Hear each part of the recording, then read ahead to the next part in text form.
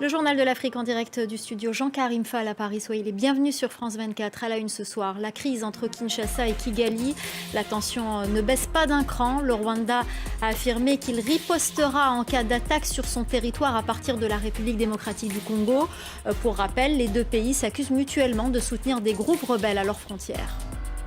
L'interdiction de manifester maintenue en Guinée. L'ONU avait sommé les militaires au pouvoir de lever cette interdiction, mais ces derniers ont décidé de la maintenir. La correspondance à Conakry dans un instant. Enfin, nous irons au Bénin, où les entreprises ont décidé de faciliter la vie des femmes employées. Certains ont même décidé de leur ouvrir des postes à responsabilité. Reportage à Cotonou de notre correspondante Emmanuelle Soji. Pas d'accalmie entre le Rwanda et la République démocratique du Congo. Depuis quelques jours, les deux voisins s'accusent mutuellement de déstabiliser l'autre en soutenant des groupes rebelles aux frontières des deux pays. Le ministre rwandais des Affaires étrangères, Vincent Biruta, a appelé hier à favoriser la voie du dialogue tout en affirmant que son pays se tenait prêt à riposter en cas d'agression. Laurent Berstécher avec les images de notre correspondant à Goma, Justin Kabumba. Et puis sachez que la République démocratique du Congo a accepté de libérer les deux soldats rwandais détenus à la demande du président angolais João Lourenço pour, je cite, réduire la tension dans les relations entre les deux pays. Cette attaque au Mali, un casque bleu de la mission des Nations Unies a été tué et 3 autres blessés mercredi matin. C'est leur convoi qui a été ciblé à Kidal. Les soldats de maintien de la paix visés font partie du contingent jordanien de la MINUSMA.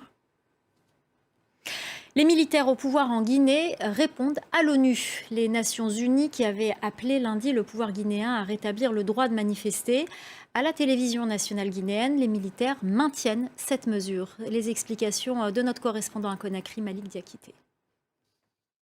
Dans le reste de l'actualité, en bref et en images, l'ouverture du procès de François Beya, l'ancien monsieur sécurité du président Félix Tshisekedi, en détention depuis 4 mois, doit comparaître vendredi à Kinshasa devant un tribunal militaire. François Beya est accusé avec d'autres personnes d'avoir formé un complot contre la vie ou contre la personne du chef de l'État. Fin de citation. Cette manifestation au Soudan, des centaines de personnes, parmi lesquelles des partisans de groupes islamistes, se sont rassemblés devant la mission de l'ONU à Khartoum. Ils appelaient au départ de son émissaire dans le pays. Le Conseil de sécurité de l'ONU doit se pencher sur la prolongation de sa mission au Soudan, au-delà du terme de son mandat initialement fixé au 3 juin prochain. La croissance du Maroc sera plus faible que prévu. Une sécheresse exceptionnelle, une mauvaise récolte et une flambée des prix alimentaires provoquées par la guerre en Ukraine en sont responsables. Après une récession en 2020 et un rebond en 2021, le royaume chérifien va devoir revoir ses prévisions à la baisse. Au Kenya, un rappeur s'engage contre l'abstention. Il a lancé une campagne pour inciter les jeunes du pays à voter lors de la prochaine élection présidentielle qui se tiendra en août. Mais beaucoup de Kenyans qui se disent déçus par leurs dirigeants politiques hésitent encore. Comment imposer une parité homme-femme dans les entreprises? C'est simple, en faisant en sorte de faciliter la vie des femmes qui y travaillent. Au Bénin, c'est la volonté de plusieurs entreprises. Reportage de notre correspondante Emmanuelle Soji. Chaque matin. Qui a dit que nul était prophète dans son pays? Regardez ces images du retour de Francis Kéré au Burkina Faso. L'architecte est le premier Africain à remporter le prix Pritzker, la récompense la plus prestigieuse de l'architecture. Il a été accueilli et même acclamé à Ouagadougou, la capitale burkinabé. Écoutez-le. Voilà, on termine en musique avec le dernier clip de DJ Snake. Ça s'appelle Disco Maghreb et ce nouveau morceau a été tourné en Algérie.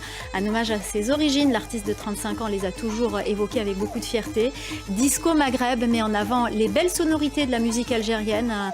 Un bel hommage aussi au rail originaire de la ville d'Oran.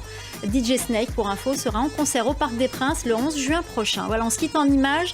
C'est la fin du Journal de l'Afrique. Restez avec nous dans quelques instants, la suite de Paris Direct avec Audrey Racine.